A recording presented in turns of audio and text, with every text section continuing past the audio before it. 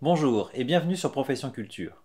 Nous nous sommes penchés la semaine dernière sur le BYOD, c'est-à-dire quand le salarié se sert de ses outils personnels pour effectuer son travail, pour alerter sur la prise de risque réalisée par l'employeur dans ce genre de cas et inviter l'employeur à fournir les équipements de travail. Nous allons voir aujourd'hui comment faire si on n'a pas d'autre choix. Je ne résiste pas à l'envie de vous présenter le fauteuil vintage sur lequel je suis installé. C'est l'instant pro du jour.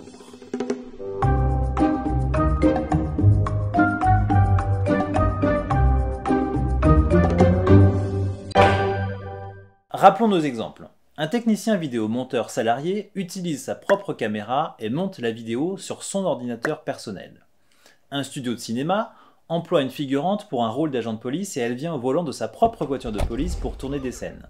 Un musicien arrive dans la fosse de l'orchestre avec son propre violon. Pour encadrer cette pratique du BYOD, il faut l'écrire noir sur blanc. D'abord, dans le règlement intérieur, en précisant que les salariés ne doivent utiliser que le matériel qui leur est fourni et pas un autre, sauf dérogation contractuelle. Il s'agit de se prémunir. Il faut donc aussi rédiger la clause appropriée dans le contrat. Il paraît illégal d'inscrire dans le contrat une obligation pour le salarié d'apporter son matériel.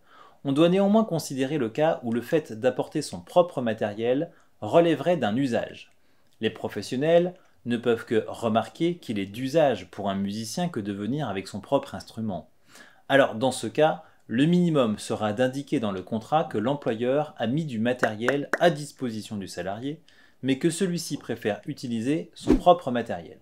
Il faut préciser dans le contrat qui assure le matériel en cas de dommage à celui-ci. Côté employeur, aucun assureur n'acceptera d'assurer à l'aveugle les risques d'un matériel inconnu. Côté salarié, il faut que celui-ci trouve un assureur qui accepte d'indemniser le salarié en cas d'utilisation de son matériel hors cadre privé.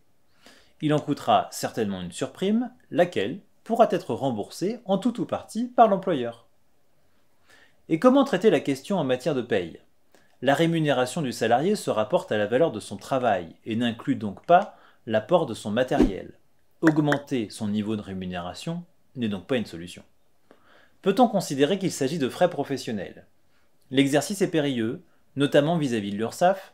En cas de remboursement sous forme d'allocation forfaitaire, il sera difficile, voire impossible, d'apporter la preuve de l'utilisation des indemnités conformément à leur objet, puisque l'employeur ne recueille pas de pièces justificatives et donc, étant hors cadre des forfaits prévus à l'arrêté du 20 décembre 2002, le risque de réintégration dans l'assiette des prélèvements est important.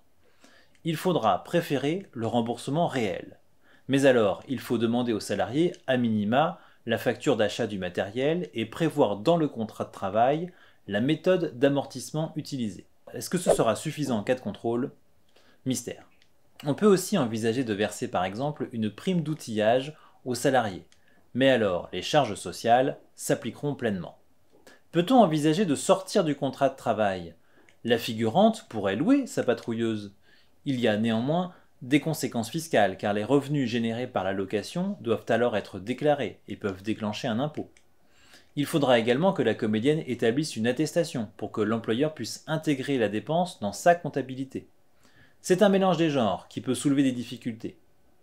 Dans tous les cas, l'employeur doit exiger de voir le matériel en amont afin de s'assurer de l'absence de dangerosité de celui-ci, car c'est sur l'employeur que pèse l'obligation de santé et sécurité au travail. Même quand on souhaite l'encadrer, le recours au BYOD n'est pas sans risque, car la pratique reste un peu cachée, ce qui ne permet pas de dégager des règles claires en la matière. Alors si vous aimez le risque, faites-vous plaisir.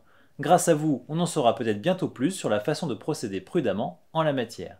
Et si vous avez des idées ou des commentaires, n'hésitez pas à vous abonner et à les laisser dans la vidéo.